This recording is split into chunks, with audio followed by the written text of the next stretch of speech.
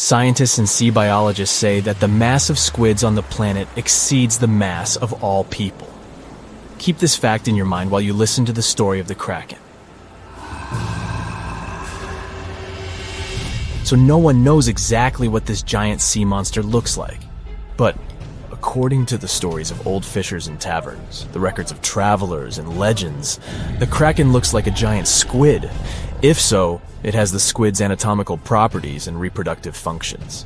And this is a big problem for us. A female squid can lay anywhere from 3 to 100,000 eggs. Even if most of them don't survive, it's still a lot. Many of these creatures live in the ocean's dark depths that people haven't yet fully explored, and it seems we'll know more about squids soon. The metabolism of these creatures is accelerating thanks to the increase in water temperature, and this causes population growth. Scientists call squids the weeds of the seas because of their rapid reproduction. They can potentially exceed the population of all fish and mammals. Perhaps there will be so many of them soon that they won't have enough food on the ocean floor. They will begin to migrate closer to the surface, small squid and monstrous giant ones. There may be a Kraken among them, or a few, or even tens, hundreds of thousands. And if this happens, humanity and all animals on Earth will face a huge problem. As the kings of nature, people can easily invent poison to destroy Krakens. But how to spread this poison? Giant squids, along with ordinary fish, dolphins, whales, seaweed, and phytoplankton, will suffer if it gets into the water. More than half of the world's oxygen is produced by the ocean. And if people spread this poison in the water, they'll risk disrupting the entire planet's ecosystem. The ocean will become lifeless. So, people have to forget about poisoning the water. For a while, we will be helpless against the squid apocalypse. Let's say a couple of billion squids rise to the surface. A couple million of them are Krakens. The first thing these monsters will want to do is get food. Lunch for them can be both shoals of fish and massive whales, and no one can stop them. Even if megalodons existed, they wouldn't be able to resist the giant tentacles and strong beaks of Krakens. The fish population in the ocean has declined. This means that people can't go fishing anymore. We can catch fish in lakes, rivers, and seas, but it's not enough. Seafood has become very expensive all over the world. A fish tank with goldfish is a luxury. Of course, humans learn to catch giant squids, which solves the problem of hunger in some areas. The profession of a squid catcher is becoming prestigious all over the world. This kind of fishing is dangerous and requires a lot of strength and courage. The second problem is sea travel. Every day, people transport millions of tons of cargo across the ocean. Huge businesses and economies of entire countries work thanks to such transportation. But now, Krakens swim close to the surface and make any voyage dangerous.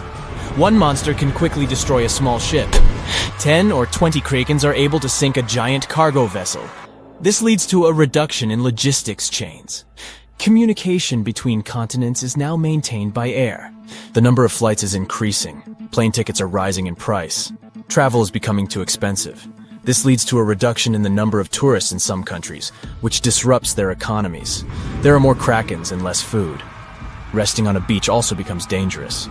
Aggressive, hungry giant squids can come ashore to catch sunbathers. All shores are fenced. Swimming is forbidden. Of course, scientists invent some things to fight squids. Sound barriers, for example. Every ship is now equipped with a device that launches powerful ultrasonic waves into the water. They scare away all the fish and clear the way for boats. In the beginning, it helps, but then Kraken stop fearing it. Ultrasound only angers them. They pounce on ships and break sound barriers. Another thing that scares them away is sunlight. For millions of years, Krakens have been living on the dark ocean floor. Their eyes are used to the darkness, so they fear the bright light. During sunny weather, ships move freely. But as soon as the sun goes below the horizon or clouds obscure it, sea monsters come out of the ocean depths. It doesn't help much because it's impossible to sail across any ocean within a single sunny day. In addition, there is no guarantee that you won't get caught in a storm when the sun is hidden behind the clouds. That's why people invent powerful floodlights. They direct their beams at monsters' heads and drive them into the dark depths. Such projectors are expensive because they require a lot of energy. Only some ships can afford such a device. And while people seek more effective ways to fight Krakens, squids multiply, and this becomes the solution to the problem. The ocean is running out of fish. Food is not available on land. Like a snake devouring its tail, squids start fighting with one another. The water foams, and squids cling to each other with tentacles. Big krakens defeat smaller monsters. Their population is shrinking. A few giant squids the size of the Eiffel Tower survive after long battles. And when the fight is over, little squids come into play. Billions of cephalopods pounce on giant krakens. They are like flies clinging from all sides. Giant monsters can't fight them. Great, the problem with voyages is solved. Large ships can set sail, but it's still dangerous for people to swim in the sea since tiny monsters are still hungry. Logistics chains have been restored, but fish are still scarce in the ocean. Squids, like parasites, don't allow other creatures to dominate. And here, scientists come to help fish.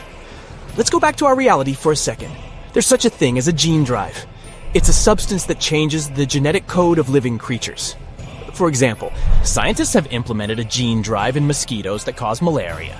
Biologists changed the genome of these insects, so some female mosquitoes became infertile. Then these females spread the gene throughout the mosquito colony. As a result, more insects that couldn't conceive appeared. They continued to spread the gene, and this went on until the population reduced significantly. A gene drive is a low-cost way to get rid of invasive species of insects or rodents. Thus, scientists can control the population of entire species. But such actions can be dangerous. If some animal disappears, it can disrupt the whole ecosystem and lead to the disappearance of other animals. In the case of mosquitoes, nature didn't suffer much. So scientists use a gene drive against squid. But why couldn't they do it from the very beginning? Ordinary squids didn't pose a threat, and their average life expectancy is from 3 to 5 years. If scientists had launched a gene drive, then in 7 years all small squids would have disappeared. But it wouldn't have worked with krakens. According to myths and legends, one such monster can live for several hundred years. Now, when small squids have solved the problem with large ones, a gene drive comes into play. It takes several years to get rid of the squid. The ocean ecosystem begins to recover. People take fish and marine mammals from seas and rivers and transfer them to the ocean. The population of whales, sharks, octopuses, salmon, and hundreds of thousands of other species is growing. But then another threat awakens in the depths of the ocean. It turns out that when squids and krakens lived on the ocean floor, they didn't let even more terrible monsters move to the surface. Now that all arthropods have disappeared, new monsters are breaking free. First, marine earthquakes begin. But then, scientists discover that it's not the seabed shaking. Those are the backs of giant crabs.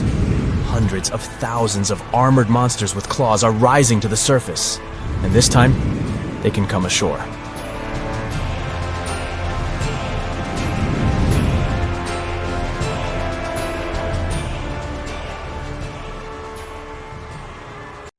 It was just a couple of hours before midnight. Some of the 2,200 passengers of a large, luxurious ocean liner were still partying in the beautiful first-class lounges. The rest were asleep in their beds, some of them in spacious cabins filled with paintings and decorated with ornate carvings, others in tiny rooms below sea level. All of these people had only one thing in common. On that chilly April night, all of them were heading from Southampton in England to New York City. The ship was called the Titanic, and at that time, it was considered unsinkable. At the very beginning of the journey, the liner nearly collided with the steamship New York. Luckily, the Titanic managed to pass by the other vessel with several feet to spare. A common sigh of relief escaped the passengers crowding the liner's decks. Little did they know what was awaiting them in the near future.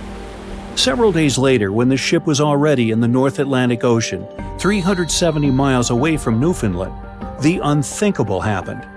At about 11:40 p.m. on April 14th, those who were still awake were knocked over by some mysterious and powerful force.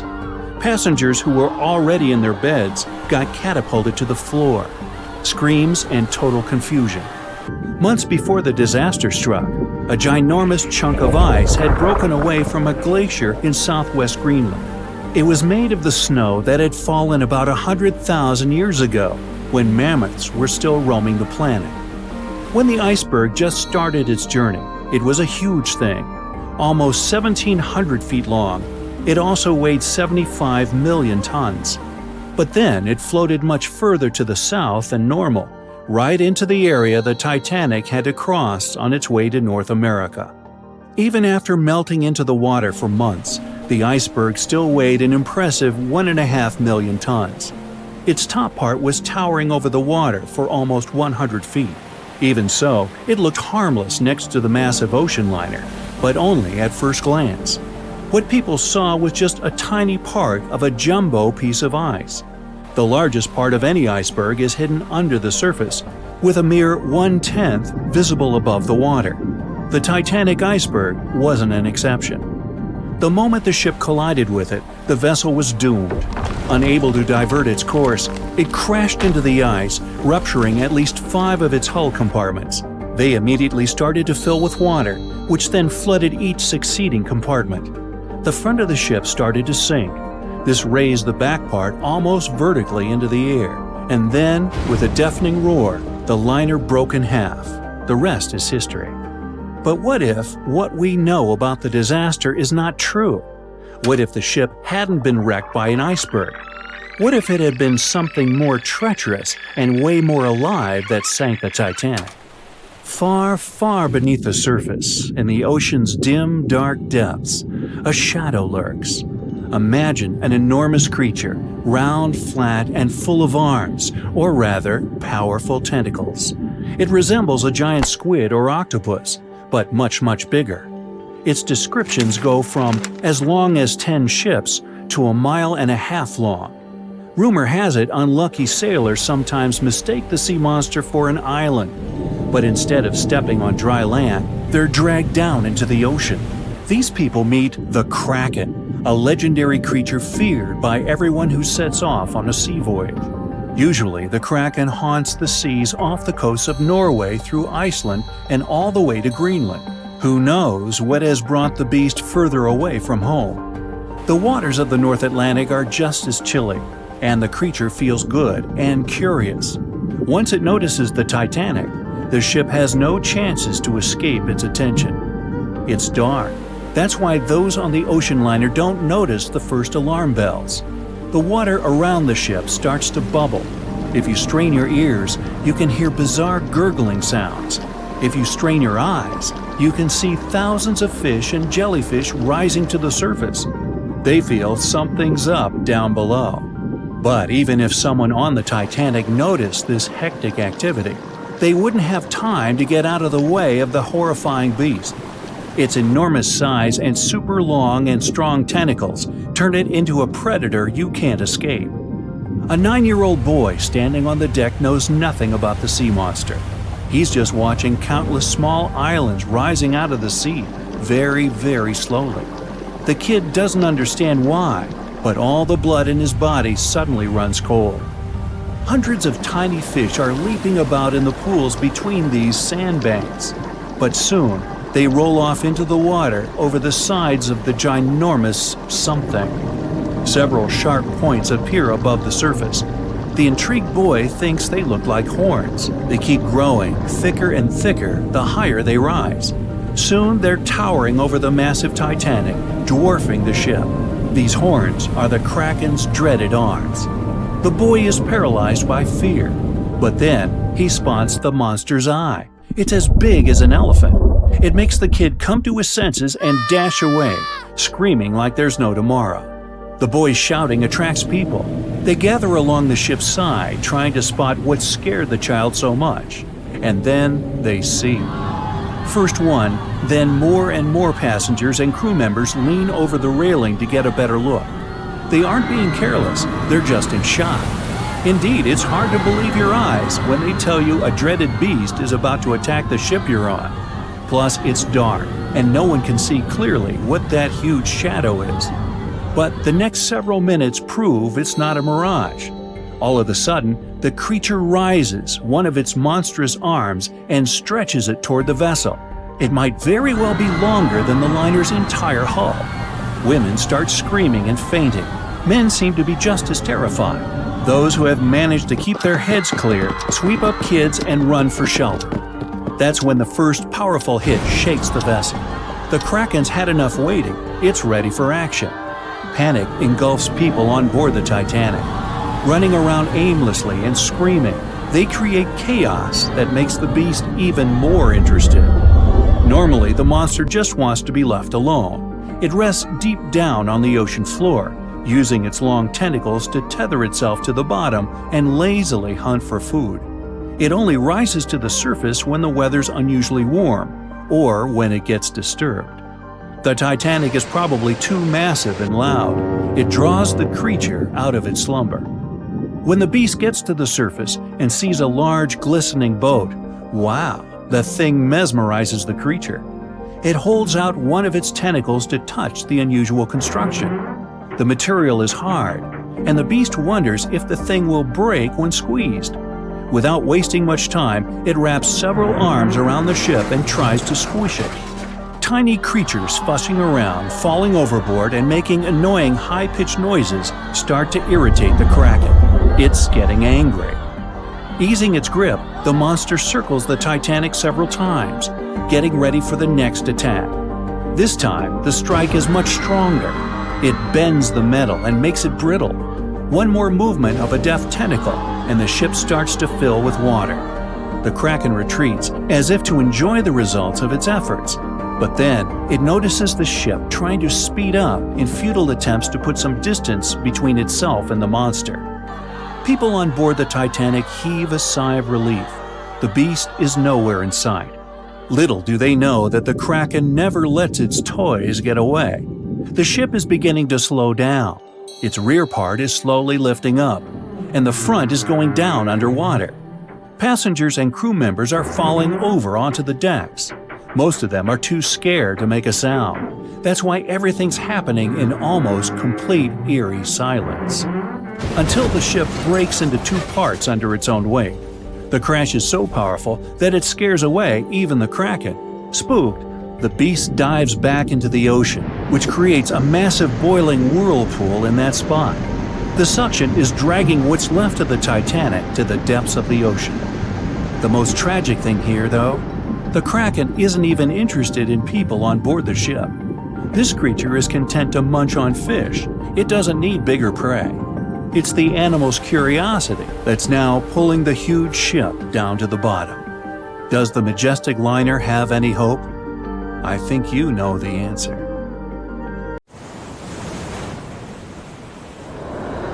The Kraken is a colossal squid, a legendary sea monster, the biggest hunk of calamari you ever saw. And if this monster had existed, the world would have changed beyond recognition.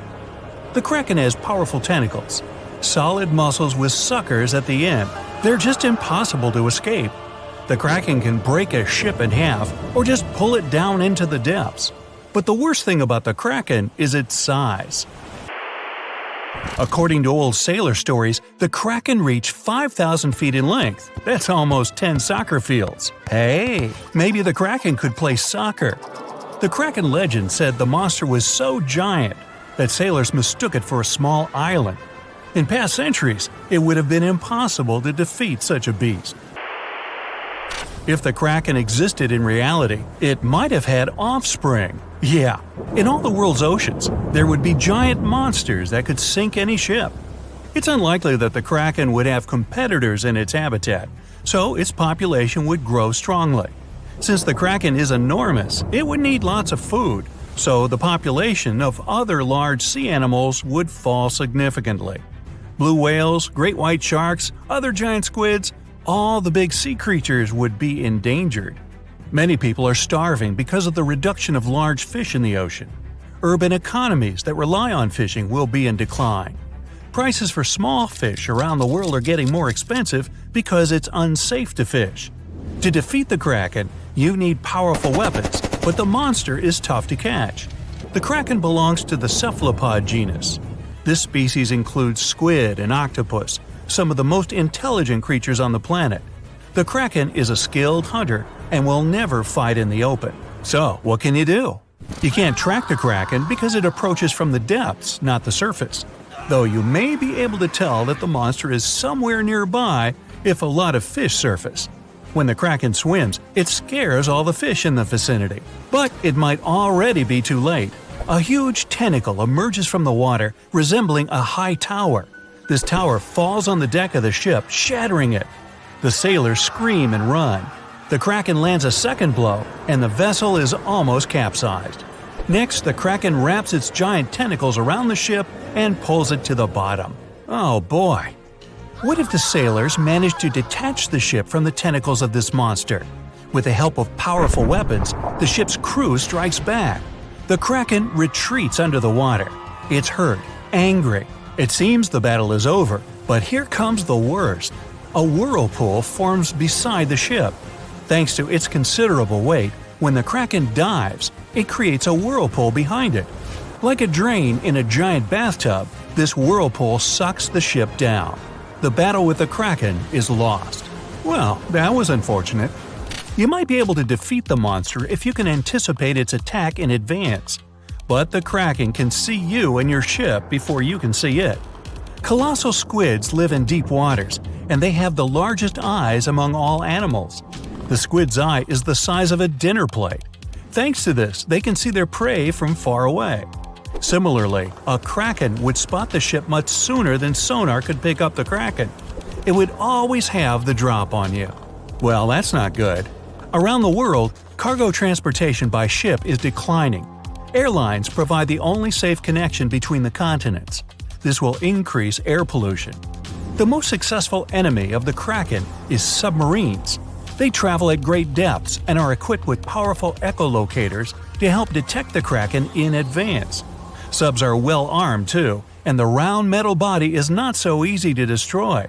A single Kraken may be defeated by a submarine, but what if there are several sea monsters? 3 Kraken can wrap their tentacles around the submarine and drag it deeper into the water where the pressure will destroy their enemy.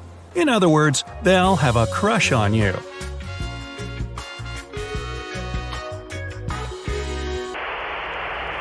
The existence of the Kraken will have dramatically changed the development of many countries. What if Christopher Columbus, on his famous journey, noticed an island that he thought was the New World? He approaches it, but tentacles emerge from the island and sink Columbus's ship. The colonization of North America is delayed, maybe until airplanes are invented, and the first crewed flight wasn't until the 20th century. There would be no Hollywood. There would be no hamburgers, no famous American music playing. There wouldn't be YouTube, which means you wouldn't be watching this video right now. Worst of all, the internet wouldn't exist either. And all this because of one stupid monster squid. The Vikings wouldn't sail on their long ships to raid and settle foreign territories.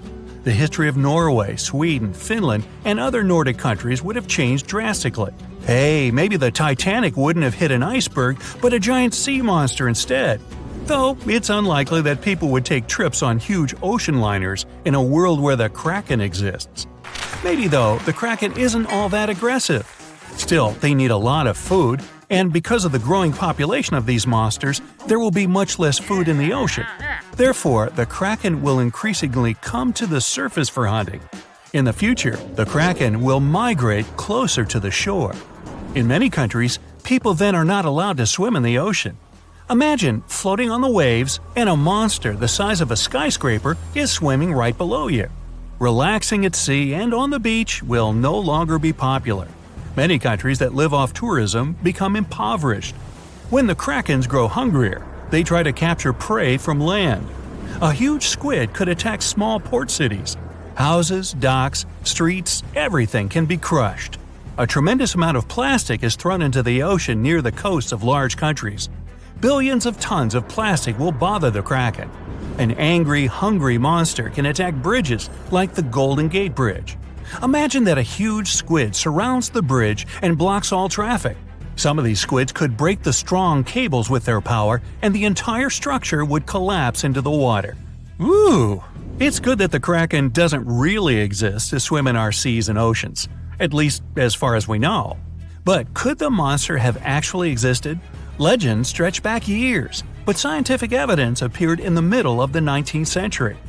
In 1857, a 3-inch diameter squid beak was discovered on the coast of Denmark. Other huge squid remains were found in the Bahamas, and then scientists were convinced that gigantic squids existed. While colossal squid has been officially discovered since then, it's been more than 100 years, and we still don't know what max size they can grow to. The fact is, colossal squids are one of the most elusive creatures on Earth. They live in the depths of the ocean where it's challenging for scientists to reach. Any dive to a greater depth requires powerful, bulky equipment. Underwater bath escapes and cameras make a lot of noise and light, which squids notice from afar. They flee before we can see them. The legend of the Kraken probably appeared because of a real colossal squid. People in the past didn't know about these creatures' existence, so when they saw one for the first time, they described it as a massive, terrible monster. It's difficult to say if these huge squids were the size of a small island, because the truth is, we've only studied about 5% of the ocean. It may be that in its depths, monsters much more terrible than the Kraken swim. Like my nephew, Peter. Have you ever seen a sea cucumber lying on a bed of sand and thought it looked like a blob? Well, these creatures may seem squishy and defenseless, but they actually have some fascinating strategies to keep themselves safe. Biologists uncovered chemical compounds with the help of which sea cucumbers protect themselves from predators and even from their own toxins. And guess what? These compounds might be useful for human health.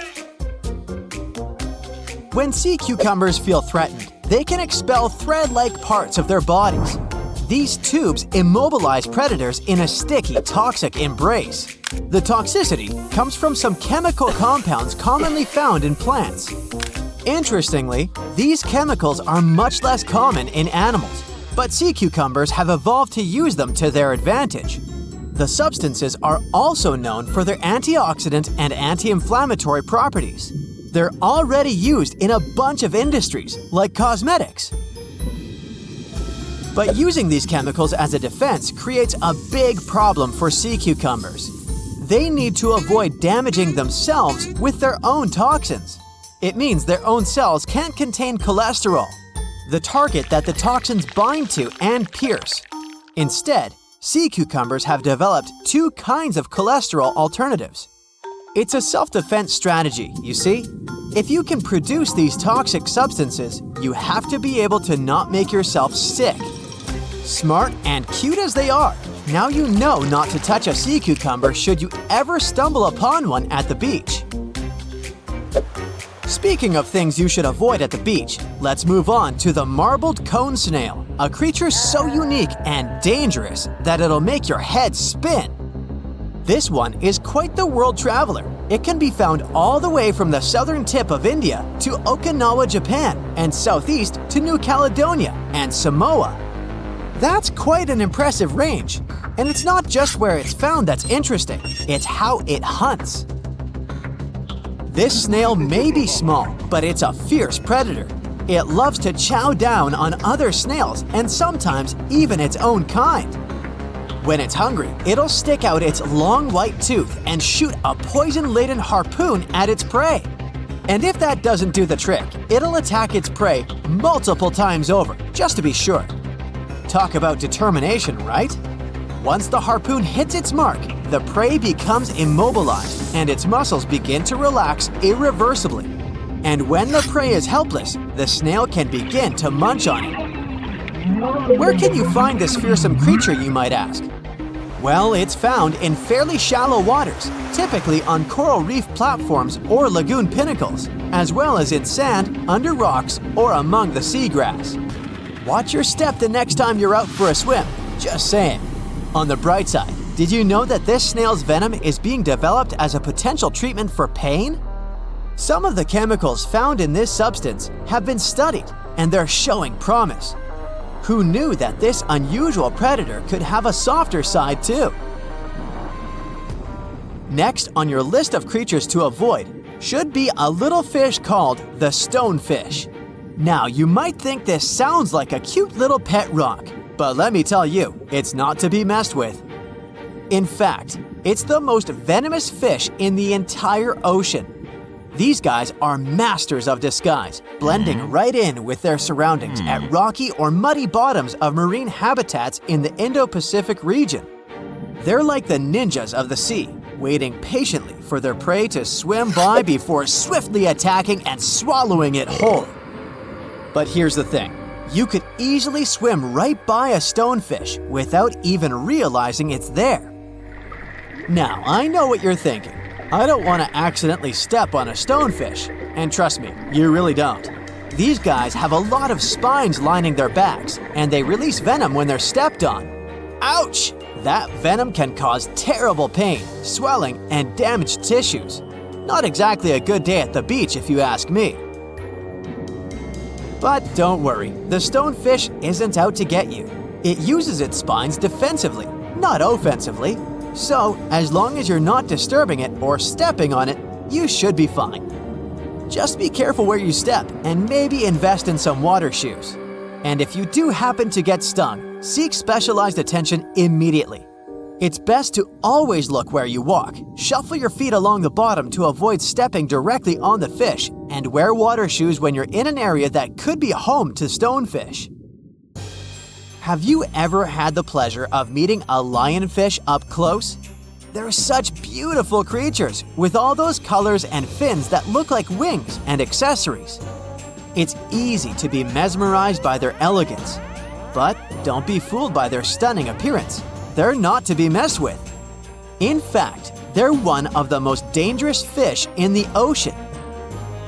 If you get stung, you'll experience a lot of pain, maybe even some allergic reactions. Lionfish inject venom through their needle-sharp dorsal and pelvic fins. They're not aggressive and won't sting you out of the blue, but they will act in self-defense if provoked or caught. It's not just their venom that makes them dangerous. They also have tiny teeth. But instead of using them to bite predators, they have something even more dangerous: their fins. The lionfish uses these spine-like fins to ward off predators.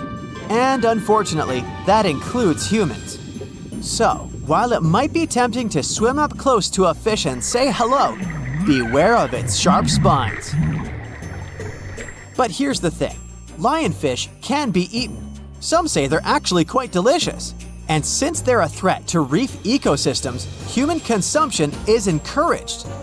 Just make sure you remove the venomous spines first. If you're snorkeling or swimming near the corals in the Atlantic or Pacific Ocean, you might encounter these stunning fish.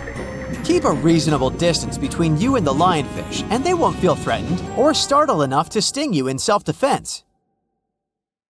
Sea urchins might also cause some trouble if stumbled upon. Don't worry, they won't be jumping off the reef and flinging spines at you.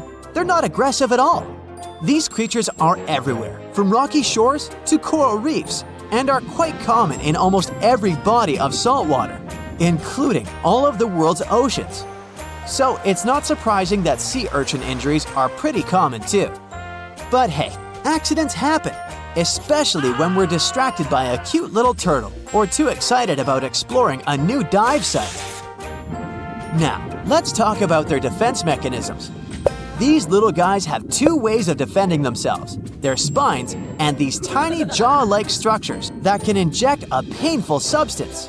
Some species have long, sharp spines that can easily pierce even a thick wetsuit and lodge deep in your skin. Yikes! But don't worry, avoiding sea urchins is not rocket science. Just try to maintain a good awareness of your surroundings. Watch out for protruding spines in the sand and control your buoyancy. It'll help you stay at least a few feet away from corals, which may conceal urchins in their crevices. And if a shore entry has many urchins, pick a different dive site. No biggie. Now let's talk about first aid for sea urchin stings. Soaking the area in hot water for up to an hour and a half can break down the dangerous substance and alleviate the pain. Carefully remove the spines with tweezers and shave the area to remove those pesky spikes. Then, wash the injured area with soap and rinse with fresh water. Apply topical creams if you have any in your beach bag too. And of course, watch for signs of allergies and contact a specialist immediately if you notice something weird. But hey, let's not forget that sea urchins are just one of many hazards of the deep. There are bearded fireworms, pufferfish, and fire coral too. So let's not be too hard on our little urchin friends. After all, compared to some of these other creatures, they're pretty tame.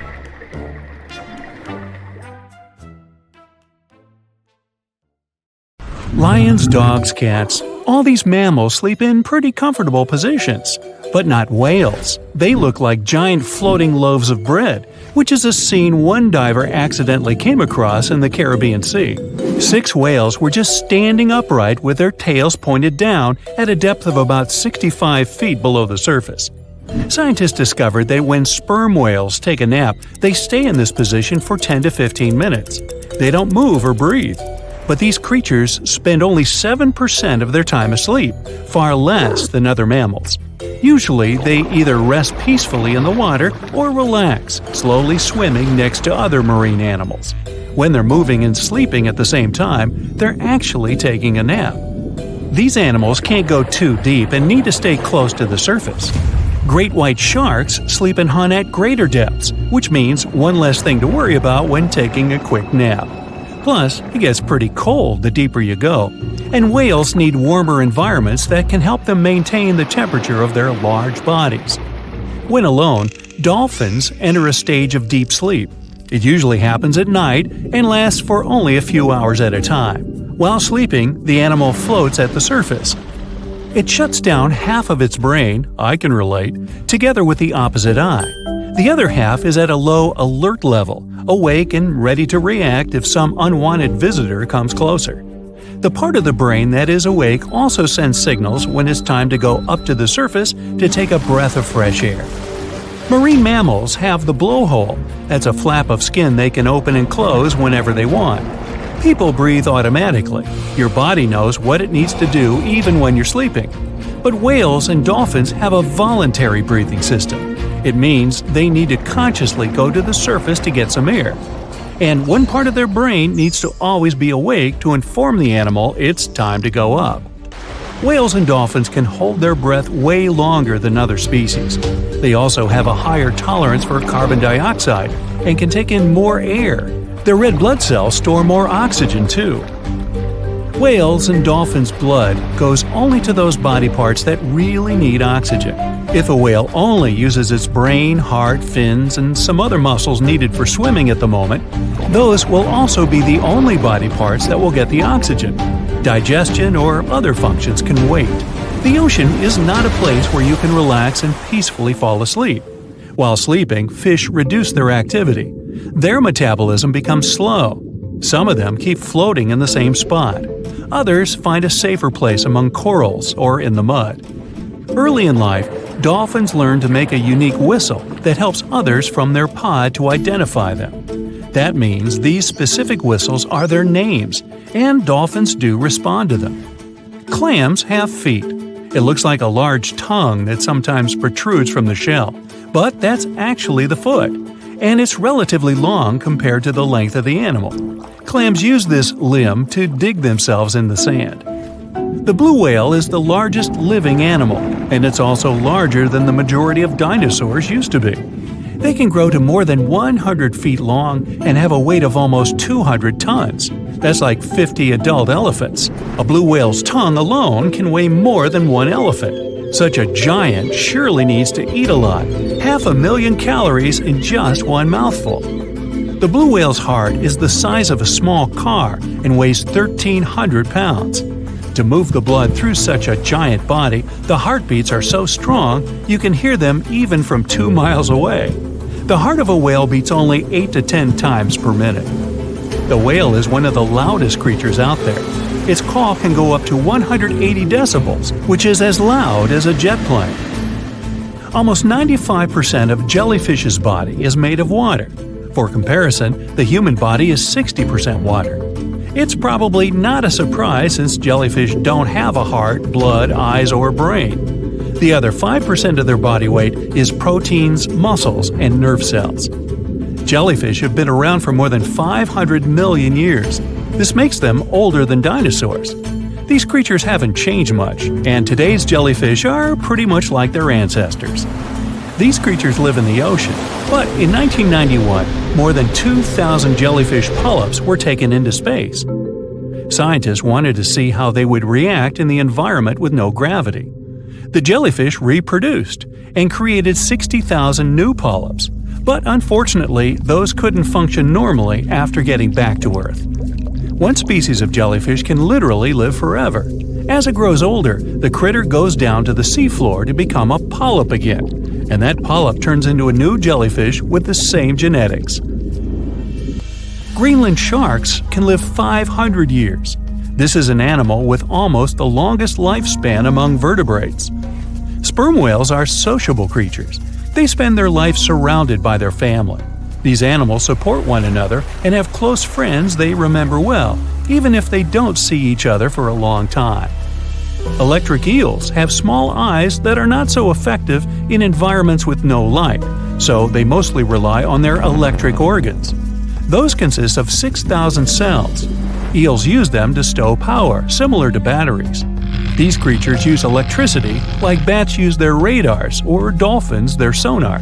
An eel can also produce enough electricity to power a panel of light bulbs. There's a small tropical archer fish that can learn to recognize human faces. This fish has an interesting ability to spit small jets of water from its mouth. Researchers showed the fish the image of two different faces placed side by side. One was unknown and the other was familiar. The fish was supposed to spit water at the familiar one. The creature took the right guess more than 80% of the time. Every year in the winter, great white sharks that live along the California coastline disappear. It feels as if they take a vacation for 30 to 40 days. The animals go to a point halfway between Hawaii and Mexico. They might do it to get some food, relax, or hang out with their buddies from other areas. The spot is now called the Whale Shark Cafe. Some types of sharks, like makos, whale sharks, or white sharks, breathe in a very specific way. It requires them to swim all the time. They also need to move quickly and with their mouth open. This way, the oxygen can enter and reach their gills. Sea sponges are some of the most primitive animals.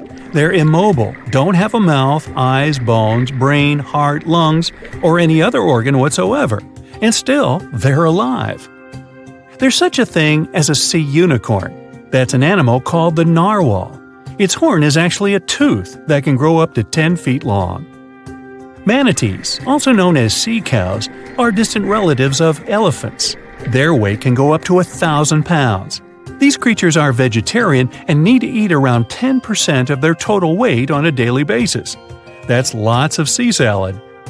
In some cases, manatees share space with alligators, but they get along pretty well. You can even find a photo from Florida where an alligator rides a manatee's back.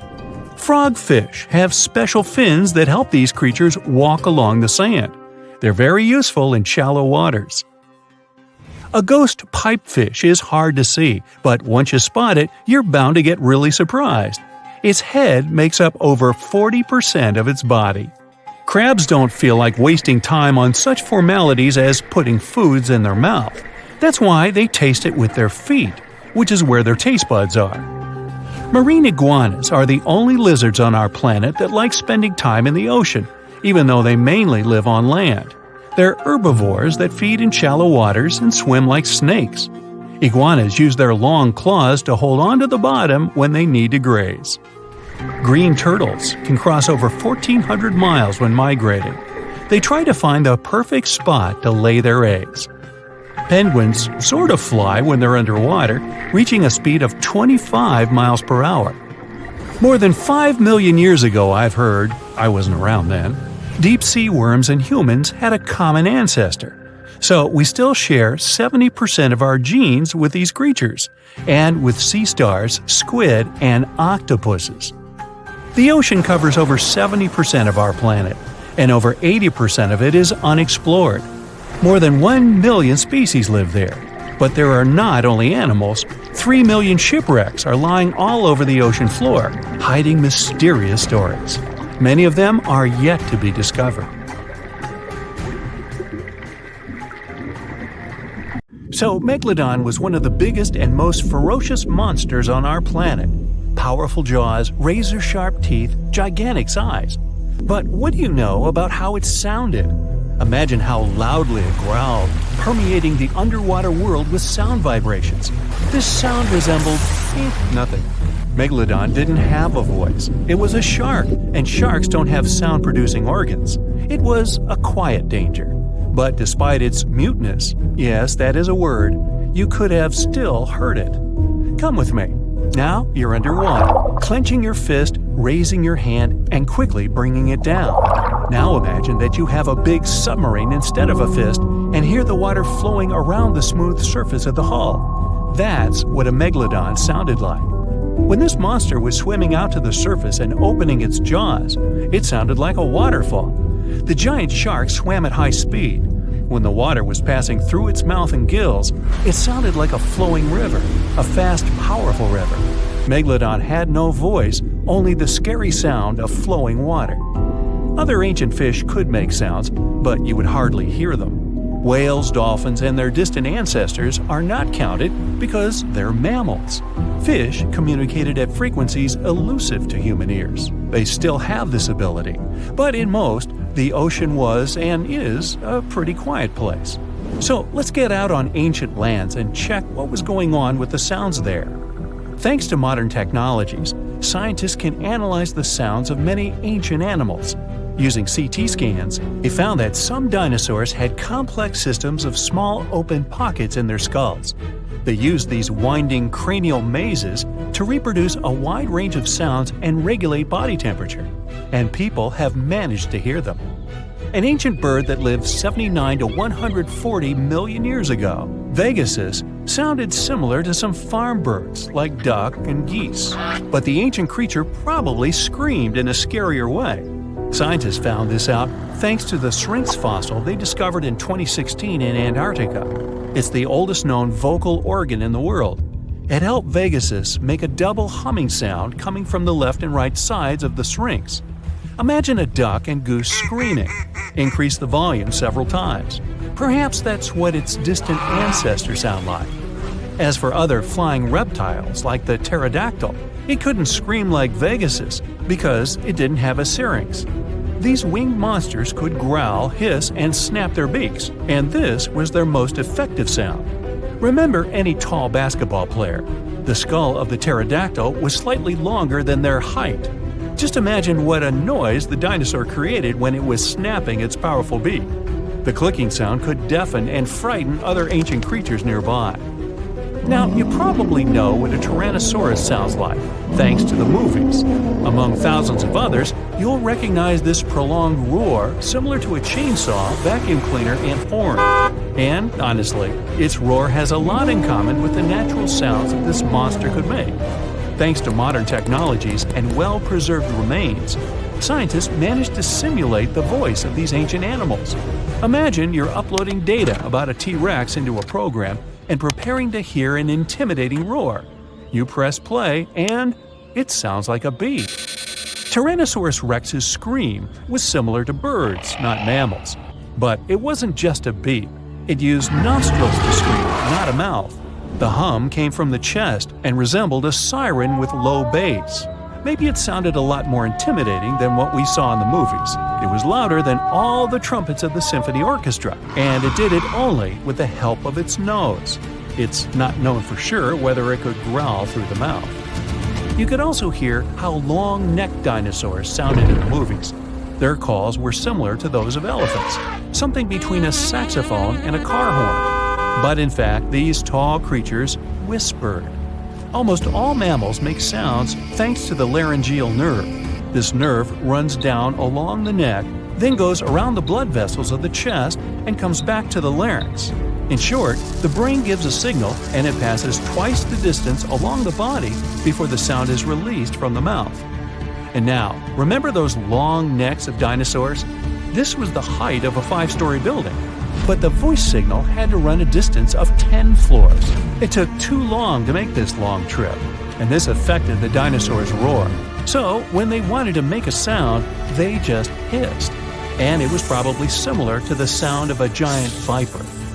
But the most detailed sounds scientists have managed to get belongs to the Parasaurolophus. You know this herbivorous dinosaur thanks to the long crest on the back of its head. We saw the dinosaur using it in movies and documentaries to fight opponents and enemies. Some scientists believed it also used the comb to drop fruits and leaves from trees. Others thought the dinosaur used it to improve its sense of smell. But it turned out that in addition to self-defense and fighting, They use the comb to make loud and scary sounds in different keys. Scientists replicated this with fantastic accuracy, thanks to the structure of its hard tissues. Almost all living beings with a voice use soft organs to make sounds, and these soft tissues decompose quickly. Parasaurolophus had solid ones. They noticed tubes leading from the nostrils to the crest and back to the nostrils when they found the skull. It was like a crumhorn, a curved musical wind instrument. This proved the dinosaur used the crest on the back of its head to make the sounds louder. The comb allowed it to trumpet, so its relatives could hear it in the forest. They made humming sounds with low and high notes. Mix a saxophone and trumpet with a goose hum, car horns, and low frequencies, then increase the volume several times. That's what Parasaurolophus sounded like. That's also what my 4th grade band sounded like. But I digress. You can listen to different shades and timbres of this dinosaur on the internet. It used noises with different tones to create complex social connections. They could communicate, identify each other, trumpet danger, or conversely, signal their friendly intentions. Alright, we've just heard how some ancient reptiles sounded. But what about ancient insects? They didn't have vocal cords, of course. Instead, they used friction between body parts. Look at modern crickets chirping with their wings. One wing has tiny notches. The second has the shape of a mediator. Take a simple plastic comb and run your fingertip over its teeth. Crickets make their sounds by the same principle. Their wings vibrate and release a series of sound waves into the air. But the clicking of an ancient bush cricket was very different from modern insects since they were much noisier. The sounds of these clicks were like a whistle. With the help of high-frequency waves, they could also communicate secretly, as if they were doing it through a closed radio channel. If you heard this, you would hardly be able to fall asleep to it. Now, modern crickets are not so loud, as they began to add more high frequencies to their sounds. Higher pitch waves don't spread as far, reducing the risk that a bat will hear the insects. Just imagine how the jungle of that time sounded. The loud chirping of crickets hurts the ears. Then you hear a brachiosaurus hissing. The clicks of pterodactyls shake the sky like thunderclaps. Then you hear the trumpet sounds of different tones somewhere in the jungle. These are Parasaurolophus communicating with each other. And then you get scared by a loud Tyrannosaurus siren. What a racket! You'd probably not find peace in such conditions. Fortunately, humans appeared millions of years later.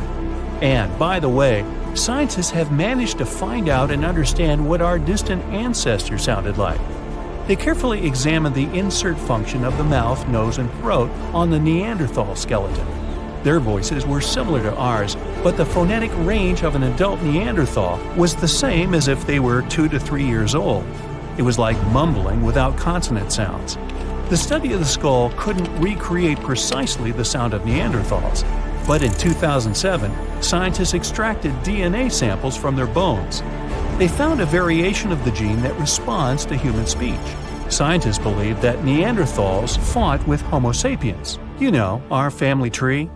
As a result of this conflict, their kind became extinct. But the found gene points they could have had other connections with each other. Perhaps Neanderthals could understand their language and even pronounce some words. The sky suddenly turns orange. All you can see as you look up are millions of butterflies. You just got lucky to witness the spectacular natural show, the annual migration of monarch butterflies. Every fall, as the days get shorter and the temperatures go down in the northeastern US and Canada, these beautiful creatures leave their summer breeding grounds. They travel up to 3,000 miles to Mexico and never come back. Their perfect overwintering ground is high in the mountains. Millions of monarch butterflies are safe there in the canopy of OML fir trees. Once the winter is over, it's time for them to go back up north. They make a stopover around Texas to mate and lay eggs on milkweed plants.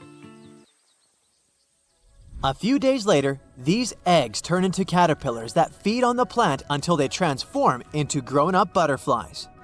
Now, it's their turn to continue the journey up north until they find a new breeding ground.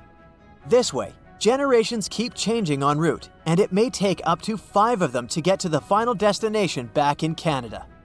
It's a natural mystery how the butterflies traveling south live up to 8 months traveling with the air currents. The same species going back completes its life cycle in 5 to 7 weeks. Scientists still don't know why the monarchs migrate and how they find their way. It could be connected with the blooming of milkweed plants, their primary food source. They probably find their way around based on the position of the sun.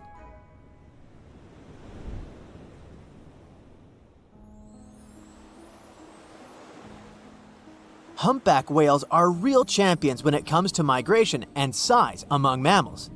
They cover a distance of up to 5,000 miles following their lunch. In the summer, they move towards the poles to colder waters, where there's plenty of krill and small fish. In the winter, they go south towards the equator's tropical waters. They also travel to mate. They have specific locations where they gather to do it.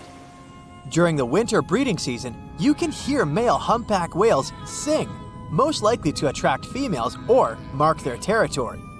They produce a long series of calls and can repeat the same song for several hours. When the song changes, all singers that are currently migrating pick up the new tune. It's amazing how they do it when the distance between groups can be over 3,000 miles. Sea turtles migrate for more sentimental reasons. For hundreds of millions of years, these cute family guys return to the exact place where they were born to lay their eggs. They can cover up to thousands of miles, mostly when the seasons change and the waters are of a comfortable temperature. It could take them years, since some of them travel across the Pacific Ocean between Indonesia and the west coast of the United States and Canada, which is a total of 10,000 miles. But how do they find the exact spot they need if their parents can't just send them a geotag? Scientists have found out that they navigate using the invisible lines of the Earth's magnetic field. It turns out that each part of the coastline has its unique magnetic characteristics. The turtles remember theirs and travel using their internal compass. The magnetic field changes slowly but surely, so they have to shift their nesting sites accordingly. Salmon are born in freshwater streams and move to the ocean as juveniles. Atlantic salmon are brown and spotted as they cover hundreds of miles in fresh water and turn silvery in the ocean, where they travel for up to 1,000 miles. Adult salmon stay in the ocean for 1 to 5 years, feeding mostly on zooplankton. Then it's time for them to go back to freshwater to spawn. On their way back to the breeding grounds, they have to ascend thousands of feet against the current in mountain streams. This challenging journey is called a salmon run. They set on this run because they know the stream they're headed to will be good for spawning, and they'll meet the right species to mate with. Young salmon remember the smell of their home stream and probably even take note of various points along the way to the ocean to find it again. Just like sea turtles, they use the Earth's magnetic field as a compass for their travels. Pacific salmon and most male Atlantic salmon only live for a few weeks after spawning, and some female Atlantic salmon survive and migrate back to the ocean. Caribou, better known as reindeer, are the champs when it comes to migration distance among land mammals. Every spring, they cover a distance of around 400 miles in Alaska, from their winter to their summer feeding grounds. Individuals cover up to 3,000 miles, but herd migration is way more spectacular. The largest herd has at least 260,000 members, and its migration territory covers an area larger than California. Scientists put radio tracker collars on some herd members and take thousands of photos to count them all. This census is organized every 3 years in good weather conditions to see if the population figures are rising or falling and track their migration patterns. Caribou grow through all this migration trouble to safely raise their newborn young. They reach remote grounds where golden eagles, wolves, and grizzly bears won't bother the youngsters during their first, most vulnerable days. Another good excuse to hit the road up north for them is to save themselves from mosquitoes, which would be a huge problem in warmer months. Plus, they get fresh seasonal foods from the areas they stay in. Their migration helps fertilize the grounds they pass by, which means the tundra should thank them for regenerating and protecting its grasslands. Wildebeest, also known as gnus, are relatives of antelopes and gazelles. They spend most of their lives in the Serengeti Plains of southeastern Africa, grazing on the grassy savannas. Every year at the end of the rainy season, normally in May or June, millions of wildebeest head northwest in search of greener pastures and then back again. This migration is so spectacular that it's considered one of the 7 wonders of the natural world. Sadly, not all wildebeest make it to their final destination, as they have to cross rivers full of giant crocodiles and pass by hungry lions and other predators.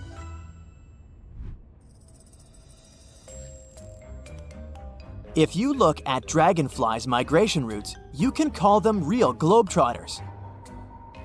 Scientists discovered one such route that spanned from India to the Maldives, Seychelles, Mozambique, Uganda, and back again for at least 8,700 miles. It's the longest insect migration we know of so far. It looks like they set on this epic journey when the temperature reaches a certain mark and the days start to grow longer. They seem to be following the rains as they start during the monsoon season in India and arrive for the rainy season in eastern and southern Africa. One fragile insect cannot complete the whole trip, so it turns into a sort of relay race that includes 4 generations of dragonflies. Each generation plays its role in the journey. Scientists can't put radio trackers on dragonflies as they do with other animals because the insects are too small. So, to put together the migration route puzzle, they analyzed 21 years of data from volunteer citizen scientists and also wing samples from museums. Each of the samples had a chemical code that could roughly tell where the insect was from. This data helped the scientists understand how far this or that insect traveled as an adult. Elephants are known to have traveled across Africa for centuries. They rely on their herd leader's memory when it comes to recalling the tricky migratory routes.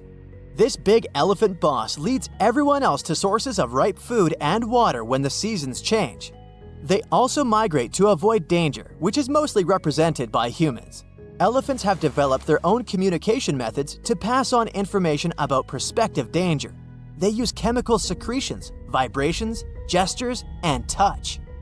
Recently, many African countries have restored some of the oldest elephant migration routes. These big-eared guys usually avoid dangerous areas for generations, but once they know the route is safe, they start using it again.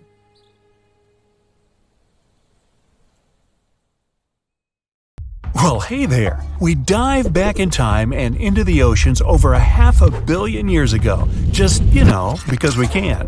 Whoa, watch out. It's not megalodon or giant sea reptiles you need to look out for here. It's a bizarre, unearthly-looking creature called Anomalocaris. The name means unlike any other shrimp, and I think you'll agree, it looks like a nightmarish cross between a shrimp and a modern-day centipede. 2 tentacles protruding from its face, each lined with razor-sharp teeth. Oh yeah, and this thing was about the size of your leg. With a wave-like movement of the flaps on each side of its body, it was graceful for a terrifying creature. It was also more advanced than any other life on this planet at the time. Especially those huge eyes. You have only one lens in each of yours. This giant shrimp had 16,000. That's 4 times more than a common housefly. And you know how good their vision is. Good enough to dodge that swatter every time. All this allowed Annie to become one of the first animals on this planet to feed on others. Yep, here it is. Earth's first hunter. Its favorite meal? Trilobites. Hey, try a bite. Those are the ancient ancestors of crabs. Some of their fossils have marks on them in the same shape as the monster shrimp's mouthparts. Terrors of the past like this got to be so giant thanks to more oxygen in the atmosphere. A perfect example of this, Meganeuropsis. Imagine a dragonfly. Now make it as big as a cat, and with a wingspan longer than your arm. Megan, the monster-sized dragonfly, could easily grab other insects or even small animals, and she ruled the air with quick movements. Back then, there were still no large birds or other airborne enemies for this behemoth bug, so it was safe and free to grow as large as this planet would allow. Piranhas of the past were also jumbo-sized. Mega piranha was about 3 times the size of the river terrors we have today. Its bite force was about the same as a tiger's, and those striped kitties bite down 2 times harder than lions. That means it probably not only dined on other fish and any land creatures that, got too close to the water, but it could also easily crunch down on large turtles and other unlucky shelled creatures. And fun fact, modern-day piranhas bark like dogs when they're about to enter a confrontation. It actually sounds more like a frog's ribbit. But makes you wonder, what did this mega-sized ancient cousin sound like? A bear roaring? How about giant sea scorpions the size of your bed? Go back about 460 million years, and you'd see them swimming under you. And watch out for that tail. Scientists still don't know if these creatures could use it to inject venom like your standard land scorpion, but something tells me I wouldn't want that thing anywhere near me. Then there's this guy, Therizinosaurus. Terry looks sort of like a goose with long arms. Oh, and did I mention this goose dino is about 2 stories tall and longer than a bus? Yow! Its arms make the T-Rexes look even more bite-sized, each 8 feet long, almost triple the length of T-Rexes. And on the end, razor-sharp claws the size of your whole arm. Now, don't worry about those lengthy claws too much, though. Terry probably used them to cut through giant termite nests. So, this huge reptilian goose was more interested in eating bugs and plants. Another mega monster for you, Megatherium. The giant ground sloth could look a giraffe straight in the eye and weighed as much as a hippo. It moved mainly on its hind legs and used its massive tail as support. He had huge paws with colossal knife-sized claws. The sloth could use them to defend itself from enemies and to bend tree branches in search of food. But the biggest danger to the giant ground sloth wasn't dinosaurs or saber-toothed tigers. It was our own species. Yep, humans showed up just in time to meet this fellow and to, eat him up. Titanoboa was a terrifying 50-foot snake, as long as the great megalodon itself. It was also more than 2 times heavier than the heavyweight champion among snakes today, the green anaconda. Crocodiles were a regular on this serpent's menu. Titanoboa could swim 3 times faster than the fastest Olympic swimmer our species has ever seen. It was quicker and more dangerous in the water than outside it. And don't forget the boa part of its name. This massive snake wasn't venomous. Instead, it liked to squeeze. Remember that giant shrimp from earlier? Well, Opabenia looks like its teeny-tiny finger-sized cousin. And instead of 2 toothy tentacles, this thing had a vacuum hose coming out of its face. On the end of that trunk, what looks like a single crab claw. Add 5 eyes and a mouth under its head, and you've got a recipe for something not of this planet. Only it is. This creature used its trunk like an elephant does. Its claw grabbed food from the bottom of the ocean and brought it up to its mouth. This thing is so weird-looking that, apparently, when the scientists who discovered it presented his findings to an audience, they all laughed as if he were joking. Now, a real-life monster, the Tully monster. From a distance, it looks a bit like Nessie, that long neck and teeth-lined jaws. But get closer, and you'll see it's more like a long nose with a mouth attached at the end, like a mosquito. Its eyes are further back, sticking out of tubes all snail-like. Tully was an ancient mollusk, about the size of your forearm. It probably dined on jellyfish and shrimp 300 million years ago. Thylacus smilus will put a smile on your face as long as you don't get too close. No, it's not a relative of the saber-toothed tiger. It was a marsupial, making it more related to a kangaroo than anything. And if you compare them to body size, its fangs were actually longer than a saber-toothed tiger's. And they grew continuously. As for that beard on its chin, that's actually all chin. The lower jawbone grew down to a point under the mouth. Those fangs were rooted to the skull, going way back to its eyes. When the mouth was closed, that bony beard protected the long, sharp teeth from breakage. Staganapolis, not to be confused with Minneapolis, might look like a big crocodile with a squished-in snout, but it was mostly harmless. Its small head and very few teeth meant the reptile didn't have much to work with when protecting itself. That's what all those armored scales were for, and no need for huge fangs or long rows of razor-sharp teeth when you're a plant eater. That beak-like tip on its nose allowed the stag to dig up plants. So, really, this reptile was more like a 10-foot scaly pig than a croc.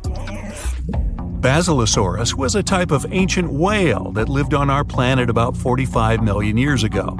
Not quite as long as a blue whale, but this guy was still big enough to munch down on other whales and even sharks. Some people believe these monsters could still exist today. Eyewitnesses claim to have seen a giant sea dragon, and Basilosaurus fits the description. Plus, 90% of our oceans are unexplored. There's plenty of space to hide a sea monster. But scientists haven't found any fossils of this ancient whale younger than 3.7 million years. So, this myth is busted. Stegosaurus is one of the most recognizable dinosaurs that ever lived. It can easily be distinguished by those huge spikes on its tail and the bony plates on its back. It was twice as long as a giraffe and nearly 5 times heavier. But compared to its body size, it had the world's smallest brain. It was no larger than a dog's. Pelagornis had the largest wingspan of any bird ever discovered. It was twice the size of the largest bird today, the wandering albatross. Such huge wings made it hard for the bird to take off. It could only do so by jumping off cliffs. And when it finally spread its wings, this giant could only go about 40 miles per hour. The fastest bird today can reach speeds 5 times that. You're strapped in a boat cruising down the Amazon River with the sun scorching hot. As you check out your map, your boat starts rocking back and forth. The water is starting to get more intense, so you hang on for dear life. You tuck your map in your pocket and try to take control of your boat. You strike some jagged rocks and duck low to avoid tree branches. Your boat strikes a large rock out of nowhere and capsizes. You're swimming in the murky green water. While you're trying your best to get ashore, your boat gets washed away. Underneath the water lies a whole new world of bizarre and dangerous animals.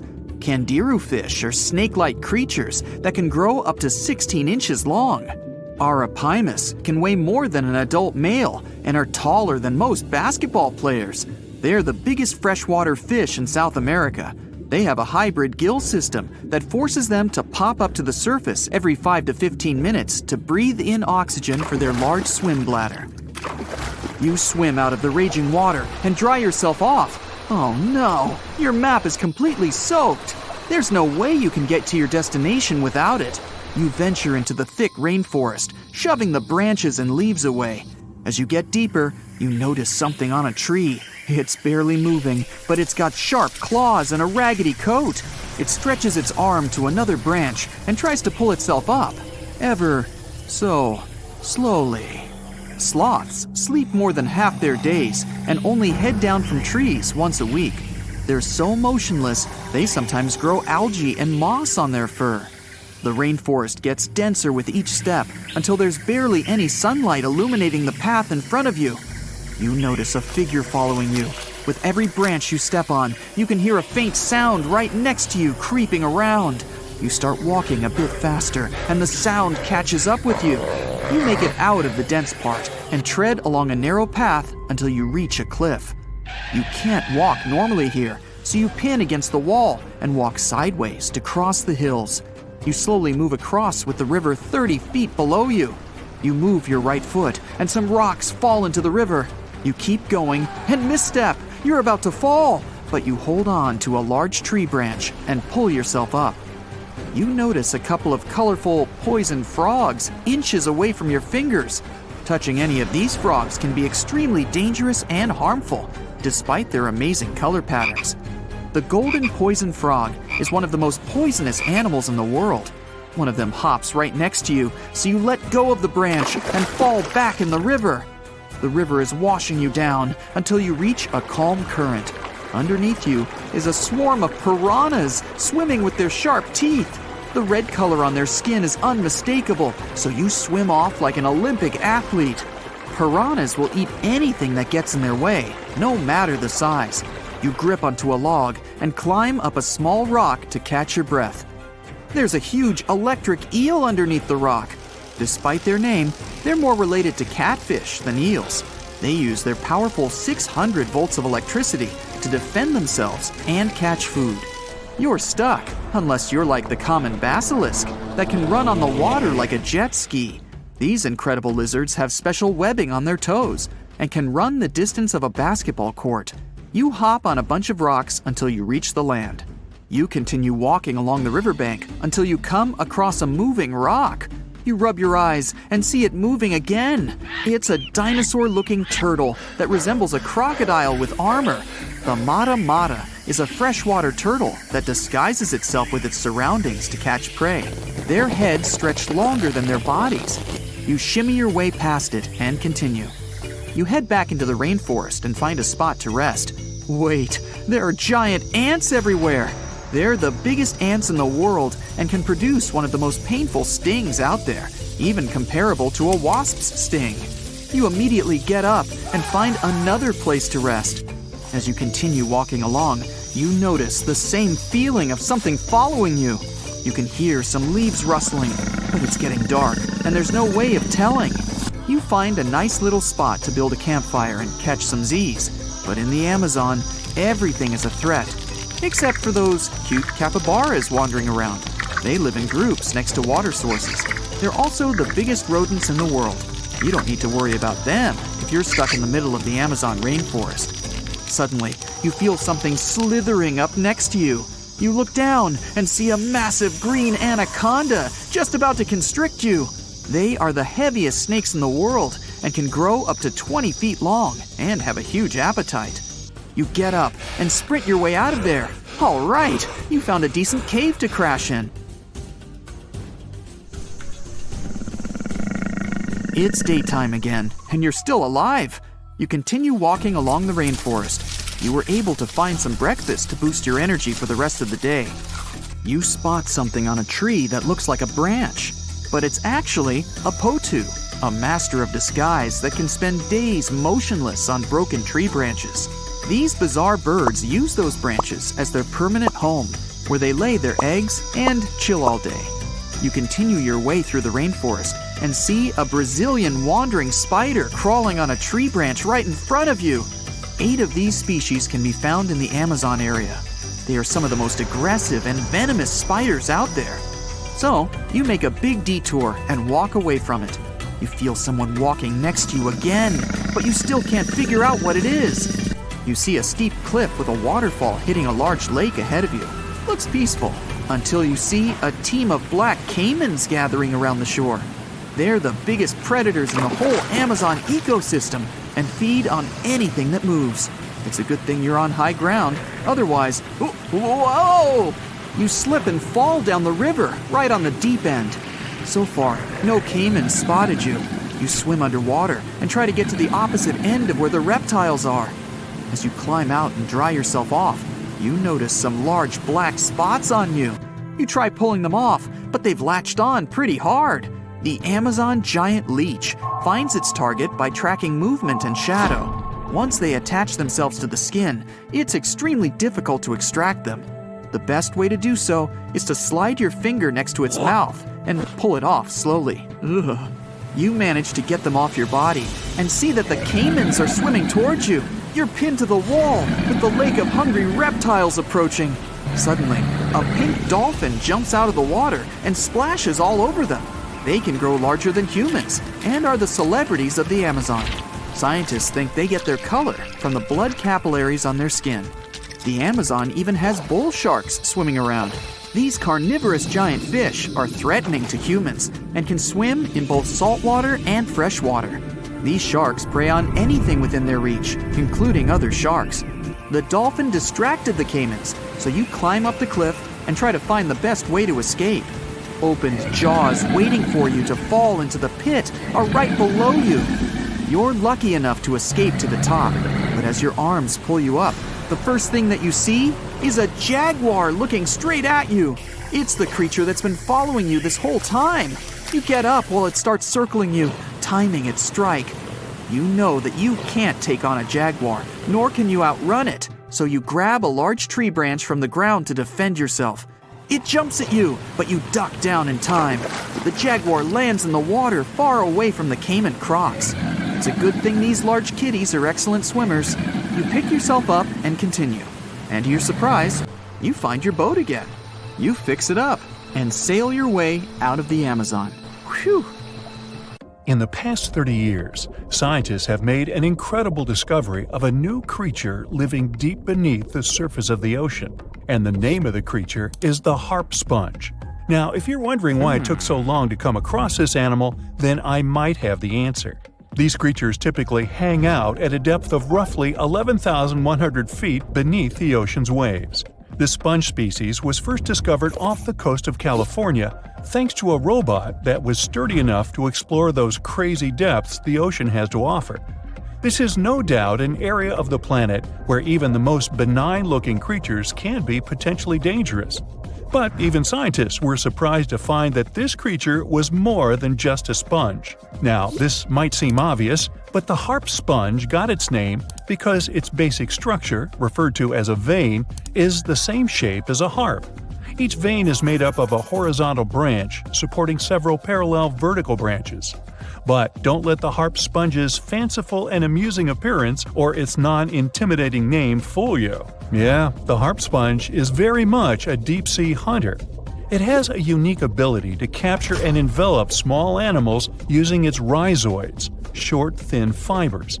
With their help, the harp sponge clings on to the soft, muddy bottom and catches tiny creatures that get swept into its branches by deep-sea currents. Uh-oh.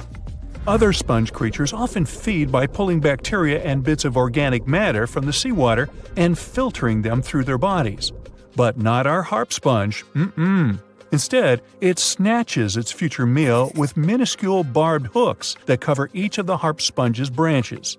Now, harp sponges prefer tiny crustaceans like crabs, crayfish, shrimps, and prawns. Once the harp sponge has one of them in its clutches, it envelops the animal in a thin membrane before slowly beginning to digest it. So, pal, what's eating you? Oh, Harpo? Too bad. Researchers believe that harp sponges use this method of feeding because there aren't enough nutrients that deep down. This makes traditional filter feeding less effective. Research has shown that the creature is still in the process of evolving. Early harp sponges, researchers found, only had 2 veins. But later, scientists discovered other harp sponges that had 6 veins. The harp sponge might have evolved this elaborate candle holder-like structure to increase its surface area. In general, harp sponges typically grow up to a length of 1 foot, but researchers have seen a creature that was 2 feet in length. The harp sponge is not only very unusual, but also beautiful to look at. See those tiny white balls on top of the branches? Now, why don't we look at some other creatures that live below the photic zone of Earth's oceans? The photic zone means the area beneath the ocean's surface that still receives some sunlight. Thanks to this, there are loads of different creatures and organisms living there. Any animal living beyond this layer qualifies as a deep-sea creature. The Tomopterus worm is a segmented worm you can find in the twilight zone of the ocean. This is the area that lies between 650 and 3,300 feet beneath the surface. These creatures are often no more than 1 inch long, but the largest of them can grow up to 1 foot. While swimming around and feeding, these worms do what researchers describe as an amazing smooth dance. That's because the creatures can swim extremely quickly and maneuver at tight angles with ease. Now, I know most people hear the word worm and think of the common earthworm, so it's quite interesting to know there's a deep-sea worm out there that never leaves the water during its entire life. Similarly, most of us try to avoid jellyfish that either rest on the sand or sit on top of the ocean waves. This isn't the case with a chrysota jelly. That's a deep-sea creature too. This beautiful jellyfish is mostly ruby red, bright orange, or electric purple. That's what helped researchers realize they had found a new species of jellyfish. The creature grows to a maximum size of 1 inch across. It has tentacles that stretch out in every direction. Now, if you come close to this jellyfish, it'll pull all these tentacles in toward its body before rapidly swimming away to avoid danger. Yes, you are dangerous. The chrysota jelly is extremely rare. You won't see it very often. You might need to borrow that deep-sea diving robot I mentioned earlier. While worms and jellyfish might seem quite harmless, this isn't the case with the Pacific viperfish. Ooh. This creature is equipped with a noticeably big mouth, like me, and the needle-like teeth inside are key to its hunting strategy. Pacific viperfish live at around 5,000 feet below the ocean surface, but they're among those numerous marine animals that migrate each night from the ocean depths toward shallower waters to dine. What's on the menu for dinner tonight? Lots of small fish and shrimp. The creature can grow up to 12 inches in length. Its 2 front fangs, which stick up from the fish's bottom jaw past its own eyes, are especially dramatic. When the fish unhinges its jaw, its mouth can open wide enough to engulf smaller animals, and the teeth form a cage to prevent an escape. Now, have you ever seen an underwater creature that looks like a strawberry? Trust me, it does exist. Just look at these dots on the strawberry squid. The creature has a big eye and a smaller one. You might think this unconventional pairing would be awkward and uncomfortable, but it's actually the opposite. The big left eye looks upward. It spots shadows cast by other animals in the dimly lit waters above.